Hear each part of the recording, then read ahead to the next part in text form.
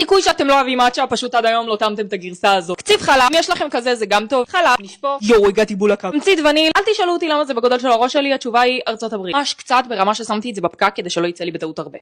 זהו. שמתי בצד להקציף את זה, ועכשיו המאצ'ה. כבר שנתיים שאני משתמשת במאצ'ה הזו. הזמנתי אותה מאמזון. אני חושבת שזו המאצ'ה שיש עליה הכי הרבה המלצות באמזון. כמובן לא חייבים את המאצ'ה הזו ספציפית, אבל כן חשוב שהמאצ'ה שלכם תהיה איכותית, אחרת היא תהיה לא טעימה. אני תמיד ככה הלאה בבאללה לוקחת לפי העין, זה פשוט תלוי גם כמה חזק בא לי שהמאצ'ה תהיה. היום לקחתי ככה, פשוט שמה על המסננת.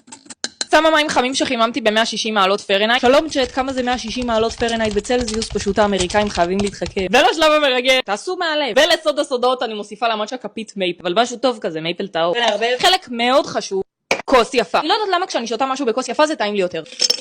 קש, חלב, את המאצ'ה ששמתי עליה את הספוטלייט. וואו. הופכת לפה מים כדי לא לאבד את טיפת המאצ'ה האחרונה. החלב המוקצב. המיקרופון. חלב המוקצב. אבקת קינמון מלמעלה. נערבב. אין סיכוי שאחרי זה אתם לא אוהבים מאצ'ה. וואו. כמעט יותר טעים מקפה.